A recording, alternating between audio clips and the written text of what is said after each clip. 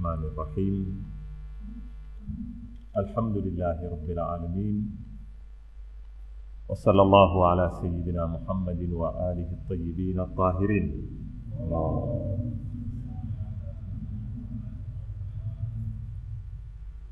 اللهم أدخل على أهل القبور السرور، اللهم أغني كل فقير، اللهم أشبع كل جائع، اللهم اكسو كل عريان، اللهم اقضي دين كل مدين، اللهم فرج عن كل مكروب، اللهم رد كل غريب، اللهم فك كل أسير، اللهم أصلح كل فاسد من أمور المسلمين، اللهم اشفي كل مريض، اللهم سد فقرنا بغناك، اللهم غير سوء حالنا بحسن حالك، اللهم اقضي عنا الدين وأغننا من الفقر إنك على كل شيء قدير. اللهم اشرح بالقرآن صدري واستعمل بالقرآن بدني ونور بالقرآن بصري وأطلق بالقرآن لساني وأعني عليه ما أبقيتني فإنه لا حول ولا قوة إلا بك.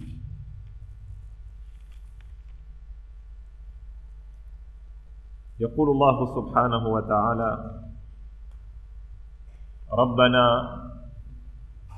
هب لنا من أزواجنا وذرياتنا قرة أعين وجعلنا للمتقين إماما. صدق الله العلي العظيم.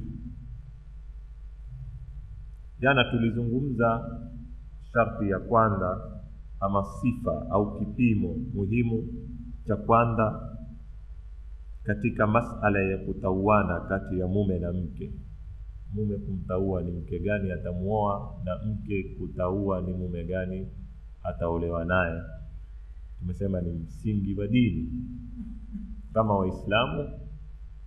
Katika maisha yetu yote, kitu cha kwanza tutanguliza dini. Msingi wa pili ueleza yana ni kutagua kwa msingi wa maadili, akhlaq. Baada ya dini tuangalie akhlaqi za mwanamume anayeoa na mwanamke anayetaka kuolewa. Sharti ya tatu au sifa ya tatu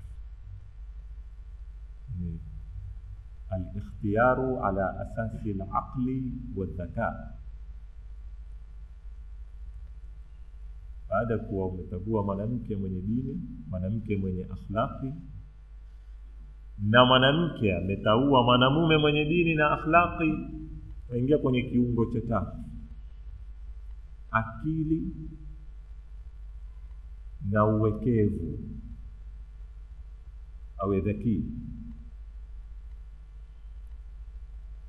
Kama nikinena akili, simaanishi akili kinyume cha mandazimu. Unajua kuna wakati tunasema huyu una akili, huyu mandazimu. Kinyume chake ni mandazimu. Na ndio nikaweka atfi ya akili na dhaka katika kuelewa, katika uwekevu wake. Kwa nini? Kwa sababu familia ni taasisi kamili. Familia ingawa ni ndogo, yenye idara na nidhamu, inaohitaji manahuza wa kuiendesha ile taasisi. Na pindi kunapokuwa na akili kwa mwanamume na kwa mwanamke, yale tunayoyaona ni magumu katika ndoa yaweza kusahilishwa kwa kutumia akili na kuelewa kwa mambo kati ya wale walioana. Isitoshe, akili ya mume na akili ya mwanamke ina athari kubwa kwa kitakachokuzaliwa. Sisi tumenena katika malengo ya ndoa ni kuunda familia, katika malengo ya ndoa ni kutoa kizazi bora. Kizazi bora kimwili, kizazi bora kiakili, kizazi bora kidini, kizazi bora kimaadili na kadhalika. Tukitilia maanani kwamba kuna kanunul wiratha, ambao leo kanunul wiratha imezungumzwa, mwaka jana nimezungumzwa kwa urefu katika darsa za dola ya Kiislamu na taaluma kabla ya karne 14. Leo wataalamu wa ilmu tarbia wazungumza leo kwamba baba na mama na hata mababu sio wa kwanza wala wa pili wala watatu huweza kuwata athari fulani kwa kinachofanya nini zaliwa. Kwa hivyo masala si ya kufanana sura huyu mwana fulani nene naye sawa sawa, kama ule mshairi wa Kiarabu anena wa man shabaha abahu fama zalam, mwenye kufanana na babake hakudhulumu. Masala haya kwenye sura peke yake. Kweli kijana humpata babake kisura au mamake, masala yako mpaka kwenye tabia na akili zarithianwa. Kwa hivyo masala katika kuoa kutagua kwa msingi wa akili na dhaka pia si kwa sababu ya kuendesha tu familia na matatizo yake, yana dauri mpaka katika kuathiri kinachozaliwa katika kurithi vitu kama vile.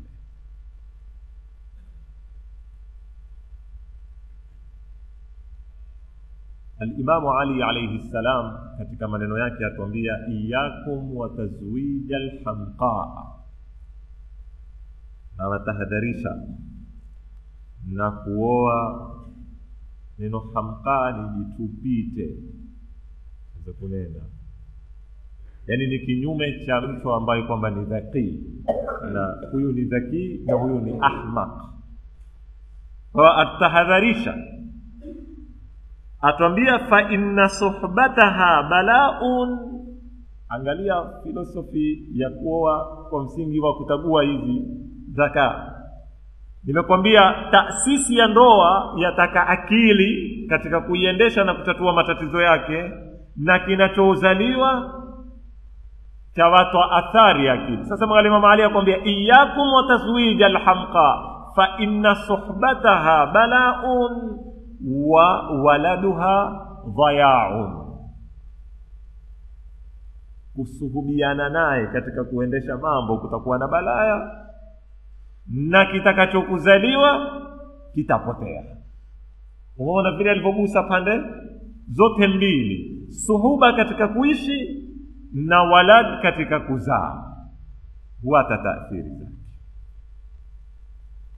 Mtume sallallahu alayhi wa sallam atuambia, au katika wasia yeye anaomwambia Ali bin Abi Talib, amwambia ya Ali, la faqra ashaddu min aljahli wala mala a'wadu min alaqli.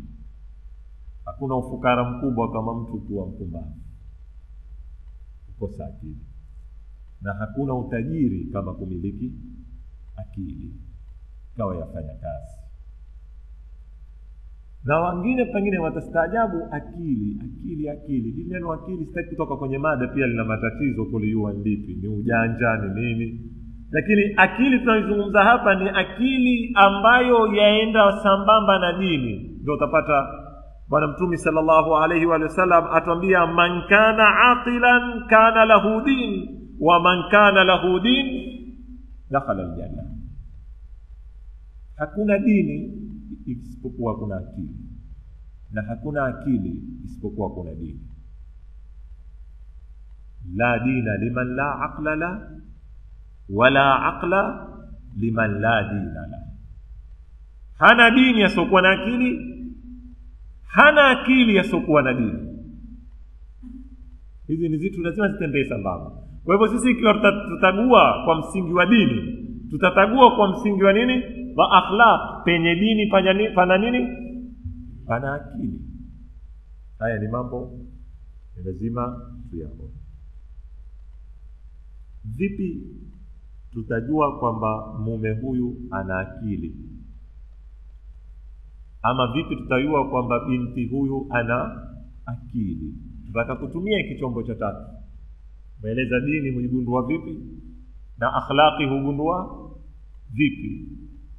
Nafikiri njia nyingi ni zile zile nilizozitaja. Imma kuwe na liqa mubashir baina ya mwanamume na mwanamke, kwa kutakuwa na zikao, wazungumze, wajaribu kufungua masuala ya kimaisha, challenges za kimaisha. Bila shaka katika kuzungumza utaweza kumuona mtu anavyofikiri. Imam Ali atuambia al-insani makhbu'un tahta lisani. Mwanadamu amesitwa chini ya ulimi wake. Unaweza kumuona mtu ametokea ile mandhari yake, ukimuona pengine ukanena huyu ni profesa au pengine ama nini, pengine kwa kadri ya kuketi kuzungumza naye dakika 2 dakika 3 ukamgundua ni bebe tupu, hamna kitu na ni madhahiri tu nje.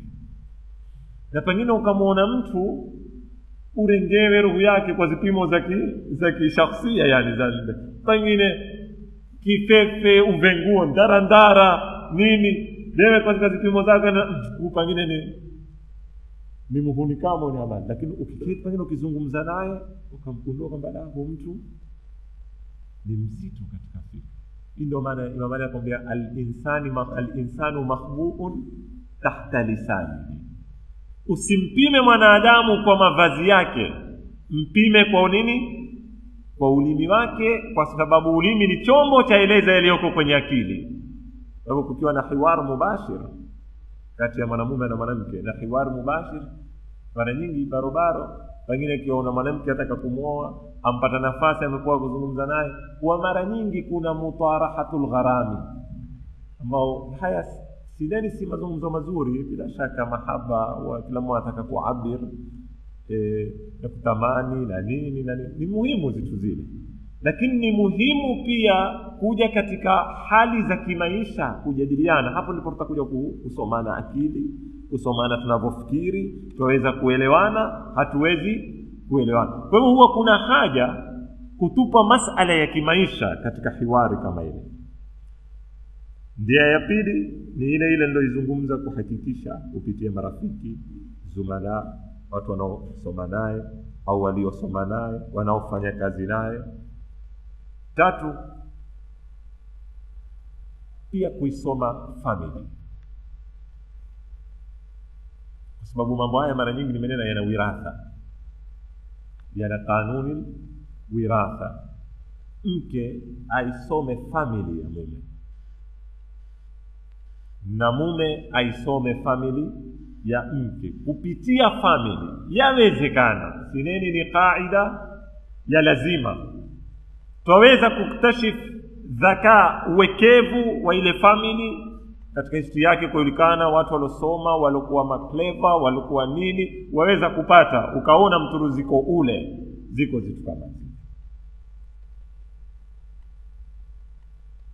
Kuna hadithi nimeieleza mara nyingi mimi hapa, ingawa baadhi ya wanazuoni wanashaka nayo katika kusihi kwake na kutosihi, lakini al-allama Ayatullah Sheikh Muhammad Taqi Falsafi ameitoa hii hadithi kwa sababu anena yeye, japokuwa katika upokezi wake ina udhaifu, lakini maelezo yake hayagongani na kanuni za kielimu. Katika kitabu chake anachokiita At-tiflu baina al-wiratha wat-tarbiya, kijana baina ya anayoyarithi na anayoyapokea kwa kimalezi, yapi yana nguvu na yapi yaweza kuangusha ya mwingine. Katika kitabu hiki ametaja hadithi katika zita za Siffin. Zita za Siffin ni zita ambazo alopigana Imam Ali na Muawiya. Katika vijana wa al-Imam Ali kuna mmoja ayulikana kwa jina la Muhammad ibn al-Hanafiya, ambao si kwa mama Fatima alayha salam. Kwa Fatima wako kina Imam al-Hasan, Imam Hussein, Zainab, Ruqayyah, Sunan. Kisha kuna na vijana wengine. Imam Ali ana vijana wengi, wengine wana mpaka 36 watoto wa Imam Ali kwa wake wengine. Katika wake zake wengine kuna Muhammad ibn al-Hanafiya. Muhammad ibn al-Hanafiya, Imam Ali katika zita za Siffin alimpa bendera. Na zita za kizamani si za yeo wakubwa uketi nyuma. Manake leo komanda huwa uketizie kwenye ghurfatul amaliyat, yeye huandisha watu wasonge na kutoa nini. Zamani ulikuwa ukiwa wewe komanda kwenye jeshi upasua wewe ndio watu wakakufuata nyuma. Sasa akampa Muhammad ibn al-Hanafiya bendera, na kawaida ukichukua ile bendera ikitoka oda ya kufanya nini, ya kusonga, huwataka ule mwenye bendera, kwa sababu watu wote mato yao yako kwenye ile bendera, huwatakana ule mwenye bendera awe ni shujaa asonge ndio na watu wafuate. Sasa muarrikhina wanena kwamba Muhammad ibn al-Hanafiya ilipotoka oda, Imam Ali akawa humuona huenda akikita kama mtu mwenye hofu kiasi fulani. Anena Imam Ali akashuka akamgonga maungo kwa mpini wake wa upanga, yani kama kumsunua tu maungoni, akamwambia hukurithi kwangu. Alimsunua, maneno muhimu ni haya, akamwambia hukurithi kwangu. Yasemekana bali baada ya haja akamwambia bal warithahu min ummika, bali haya umeyarithi kwa upande wa mamako, kwa sababu kwangu masala ya hofu hakuna. Na ukirudi kwa mababu Abu Talib na utasoma tarikhi ya shajaa inaofuatia, wasema Imam Ali hapa alikuwa yuashiria kanunul wiratha, ile kanunul wiratha inaofanya kazi. Kwa hivyo ni muhimu kusoma familia, ingawa si kanuni ambayo haivundiki. Huweza kukatoka watu kinyume na mazingira ya kifamilia yalivyo. Kwa hivyo sharti au sifa ya tatu inaweza kuwa sifa ya akili na dhaka. 4 ni al-iffa wan najaba. Katika kutaua ni muhimu sana tuangalie uaminifu, kwa sababu maisha yote ya ndoa hakuna mtu atamtia mwendani wake mfukoni. Hakuna mume atamtunda mke amtie mfukoni azunguke naye, wala mke atakaye kumtia mumewe mfukoni azunguke naye. Na tabia ya mwanadamu akikipenda kitu, tabia ya mwanadamu, na haya tutakuwa kuyazungumza kwa urefu kwenye masala ya wivu, kama sifa nzuri lakini ikizidi huwa mbovu. Mwanadamu akiwa na maumbile ya kukipenda kitu, ana tabia ya uchoyo. Ana tabia ya uchoyo ambao hataki mwingine apate kile alichokipenda yeye. Na kwa sampuli hii ndio utamuona kila mwanamume shika mwanamke asitake hata mato ya wengine wafanye nini, wamuone. Acha kuna na huyu ni mke wangu huyu yeye. Na mwanamke pia naye akishakupata mume huwa hataki ule mume atamwangalia au atangaliwa na mwingine, ataka kile chake ni milki yake. Hii ni tabia ya mwanadamu. Hapa huweta tatizo. Mwanamume nasema ni uzuri kumpenda mkewe, na katika kumpenda muhisi mbake na hafai mwingine kupata pale alipopata yeye, na mwanamke hivyo hivyo, lakini kutalindana. Hapa ndipo mahala penye tatizo. Itakuwa wewe ukitoka nyumbani asubuhi, pengine utarudi alasiri, ndiani ukupita fikra umezongea nyumbani sio ndani au mimi siku. Mke wako ametoka barabarani ndio mahala, wewe utakuwa upiga fikra ni nani na nani wamezomwangalia, na sijui mato yale yamezomwangalia yamekuwa hii yamekuwa hii. Sasa ukifunguka mlango wa shaka huno, tutakuwa kuzungumza kwa urefu katika matatizo ya ndoa ambao moya ni wivu. Lakini hapa mimi nataka kuzungumza masala haya ya kuaminiana, kuwa na confidence katika ile hali yako ya ndoa. Almuhimu ushahakikisha mimi nimeoa mwanamke mwenye dini, nimeoa mwanamke mwenye akhlaqi, nimeoa mwanamke mwenye ifa, mwenye utahara, anaujilinda. Kisha baada ya hapo ushajenga imani, hakuna haja ya kutundana wala kufuatana. Na mwanamke kwa upande wa pili ni hivyo hivyo. Kama ni kwa upande wa mwanamke, lakini kuna wadhi khas nitakuja kuzungumza kwa sababu masala ya kuoa wake wengi, hayo ni masala mengine. Lakini ni muhimu kujengwe ifa.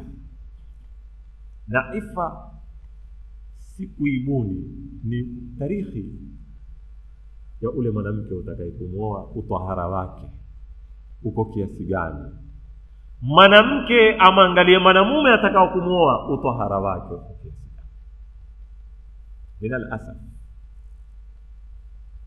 ni kitu ambacho kwamba leo karibu tukitotanabahi tukarudi nyuma tukapiga break tumekikosa hiki. Walimenena mara nyingi ni nadra, sema hakuna.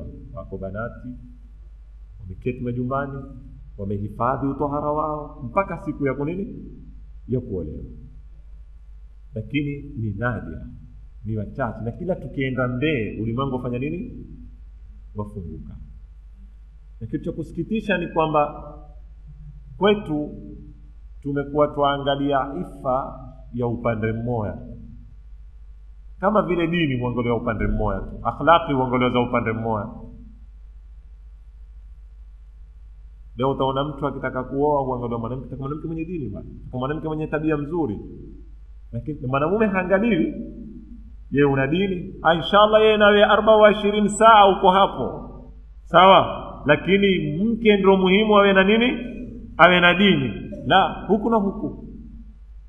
Na ndio utakuta leo twasikia utungu wakati tunapokuwa na banati zetu, wakati tunapokuwa na akhawati zetu, tunapoona kunafanyika kitendo cha zina au cha uchafu aina yoyote kikatuchoma. Lakini wakati wanapofanya vijana wetu wa kiume mambo yale au ndugu zetu wa kiume, ni kawaida na ni kutimia.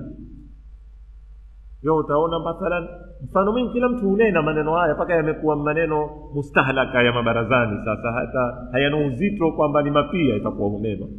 Kila mtu huyanena. Leo utasikia baba akinena, akiambiwa binti yako umeshikwa na mwanamume mtoa kisu hunoa atakakuua mbingu kuzieta tini. Lakini pale pale akikwambia wana unena ule amenipata mimi. Nake mimi nilipokuwa barobaro, angalia ilikuwa mtaani, si kama wale kuna baadhi ya punda kingia yeye hakuna apiga upanda. Ilikuwa kingia mimi mtaani hapa huwa kumionekana kumeingia mtu. Sasa yuajisifu kwamba ati mwanangu wa kiume amenipata mimi, mwanamume kisawa sawa simba.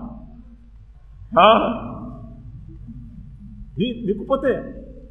Sasa leo utakuta kijana mwanamume pia aondosha ifa yake, kwa sababu kabla ya kwenda kuoa ashafanya zina ama uchafu na wanawake kadhaa. Iko wapi ile utahara? Uko wapi ule uaminifu ambao leo akiingia kwenye ndoa ataweza kuaminika kwa mumewe? Na kama nilivyowaambia nyuma, hii ina tabia ya kwenda kwenye ile nahnu la nasbiru ala ta'amin wahid. Kwenda kisha ile ikawa maumbile, ikawa huwezi tena kusubiri chakula kimoja, ikawa ni tabia sasa. Sasa ifa ni muhimu sana kabla ya kuoa. Ndipo Mwenyezi Mungu akatuambia waliyastafifil ladhina la yajiduna nikah, walinde utahara wao wale watu ambao hawayaweza kuoa au banati hawayaweza kuolewa. Sifa ya 5, aljamal, urembo. Kama utaoe mwanamke mwenye dini, mwanamke mwenye akhlaqi, mwanamke mwenye akili, mwanamke mwenye ifa, na mwanamume pia hivyo hivyo. Jamaa, na uzuri pia hauna nafasi? Bila shaka. Hakuna kitu amekiumba Mungu akakifanya ni maumbile kwa mwanadamu tuna nafasi ya kukipuza ikiwa tulikubaliana kimsingi kwamba fa'aqim wajhaka lid-dini hanifan fitrata Allahi allati fatara an-nasa 'alayha. Kila ambacho ni maumbile, kila mtu apenda uzuri na ni jambo la faa kusifiwa na lastahiki kuzingatiwa. Na ndio utaona kuna hadithi zimekuya Muhammad wa ali Muhammad.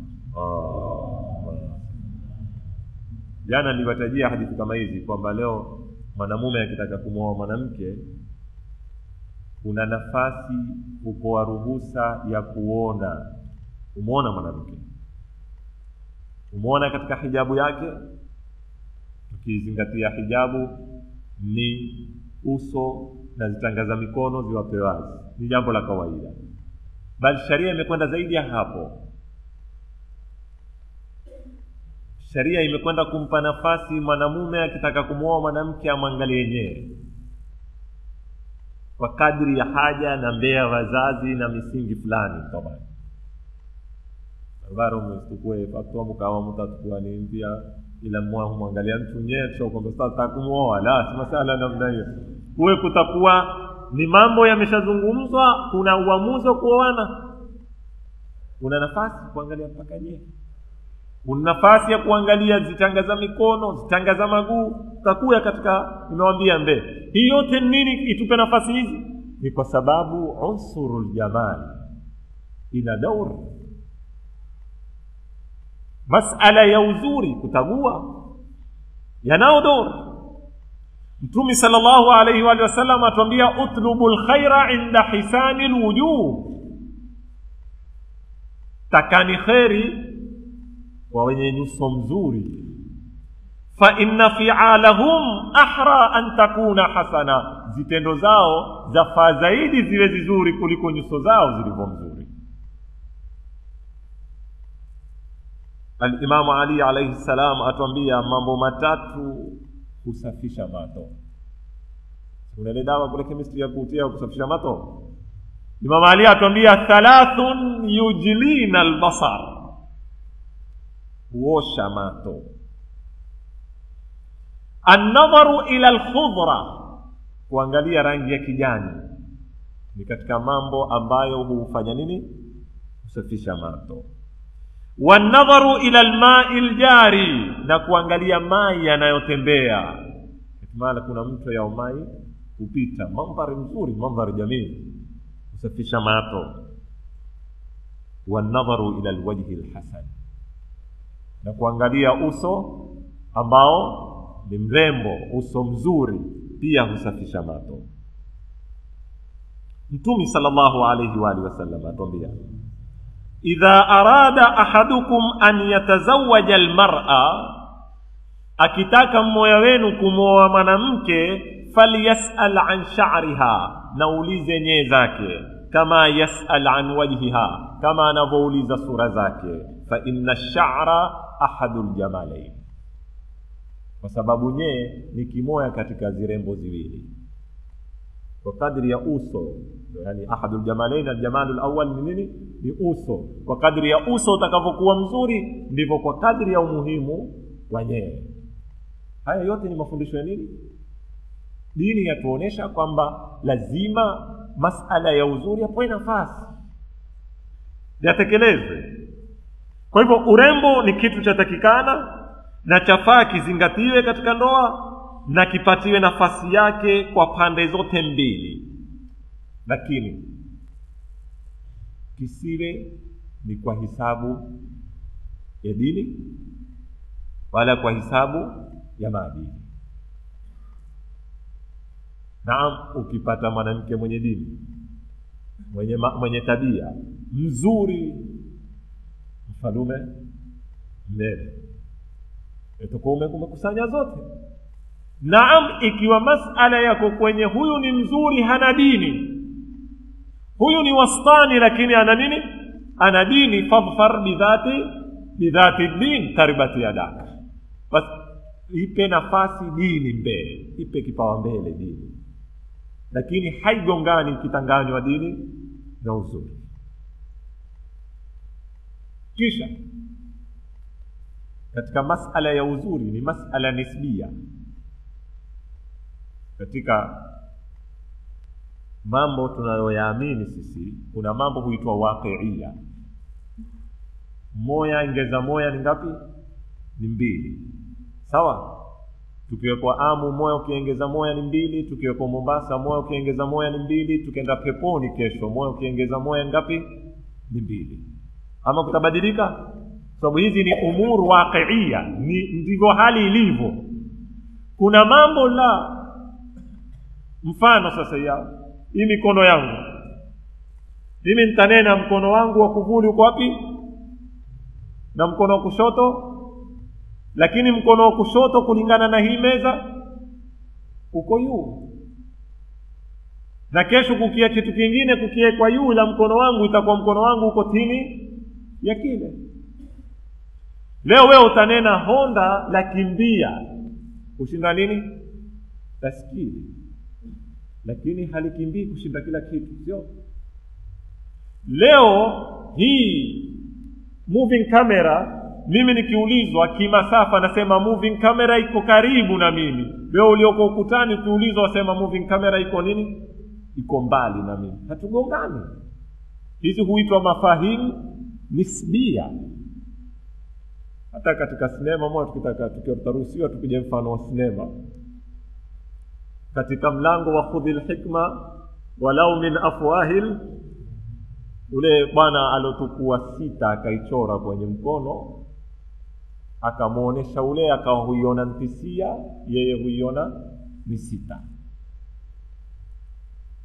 Na kila mmoja uko sawa, maadamu usimeme upande hono utaiona ngapi?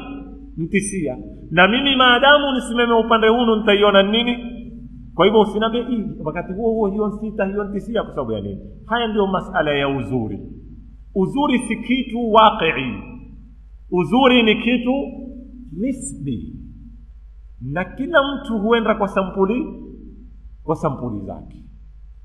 Chaweza kuwa kizuri kwako mkiovu kwangu, na chaweza kuwa kiovu kwangu mkizuri kwako.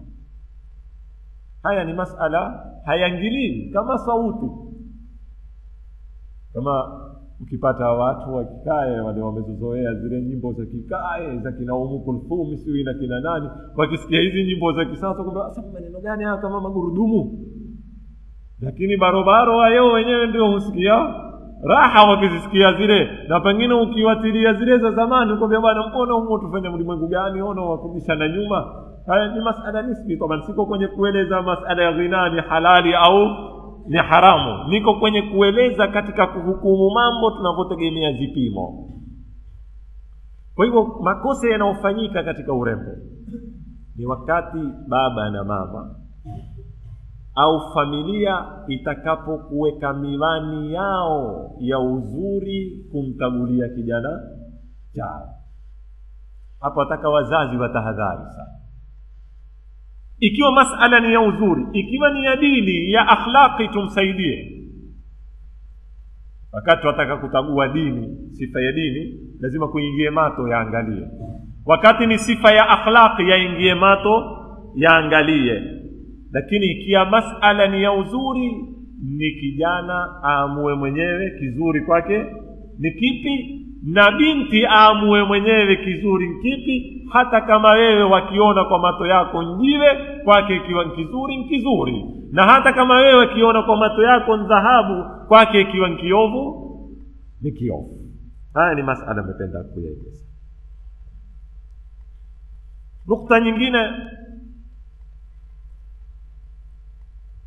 ni karamatul manbat, kama wanavyoeleza Bwana Mtume sallallahu alaihi wasallam anavyoita hadra'ud diman. Dini ni muhimu, akhlaqi ni muhimu, ifa ni muhimu, akili ni muhimu, uzuri ni muhimu, na mameleo tusidio tusikia mimanabiti shari. Sio tusome risala zamani tunaambiwa mimanabiti shari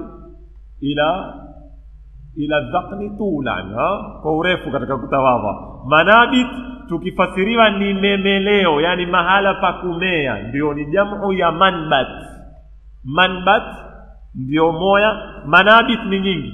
Pale anapomea ule kijana wa kiume au wa kike, ametoka kwenye memeleo yapi? Hapa ndipo pahala pazuri. Kwa nini narudia hii? Narudia kwenye ile kwa sababu kanuni alwiratha ina daur katika kuleta matatizo kwa kile kinachomezwa. Ndio ile hadithi ya bwana Mtume sallallahu alaihi wasallam alitwambia, iyakum wa khadra ad-diman, na watahadharisha nyinyi na khadra ad-diman. Neno likawapia kwa masahaba, wakamuuliza, qalu ya Rasulullah wama khadra ad-diman? Qala al-mar'atu al-hasna'a fi manbati as-su', mwanamke mzuri lakini atoka katika memeleo maovu. Yeye mwenyewe ukimwangalia mzuri, lakini mahala alipotoka si pazuri. Kwa nini? Taathiri.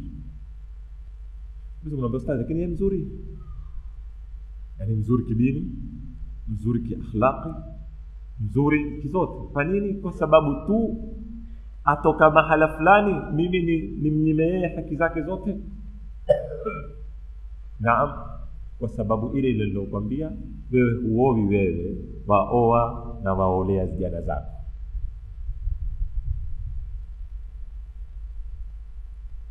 Na kiswa kimoja na kirudia, hili kiswa kiko katika ngano za Kiswahili, na nimewahi pia kuitoa, na mume na mke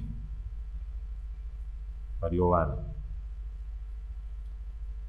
Kwa bahati nzuri ule mume alikuwa ameoa mke kabla ya mke huyo akawata, na ule mwanamke alikuwa ameolewa na mume kabla ya mume huyu akawatwa, kisha wakaoana.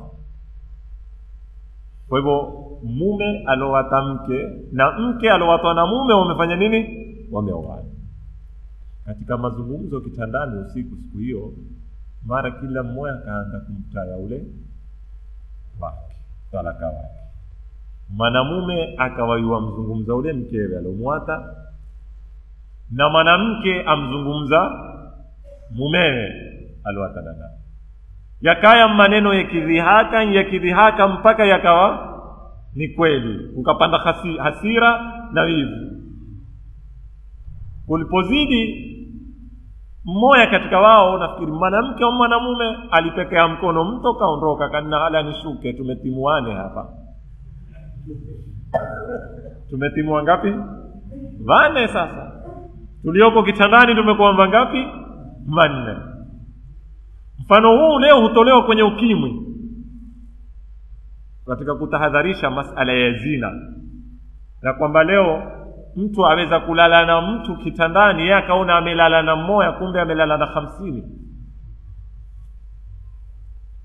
Kumbe amelala kwa sababu mwanamke ule ambaye ni mchafu au mwanamume yule ambao ni mchafu, wakati anapotembea naye ni watembea na kila alotembea naye.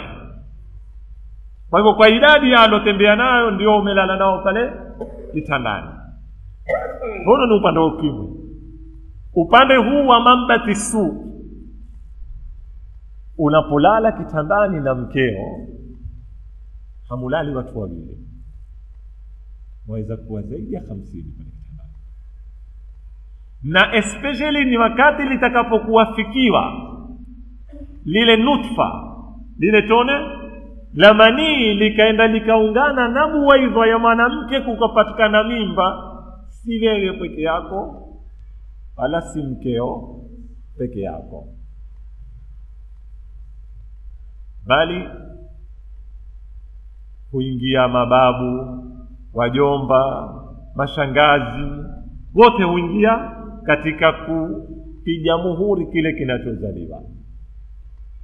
Na haya mambo kielimu yao yamethibitishwa. Sasa ndio mpate bwana Mtume sallallahu alaihi wasallam akwambia, ikhtar linutfatika au linutfikum, tagua matone yako ya manii utayaweka wapi. Fa innal khala ahadu dhadi'ain, mjomba pia uko naye kitandani. Sikiza hii hadithi. Waliolala kitandani nani na nani? Mume na mke.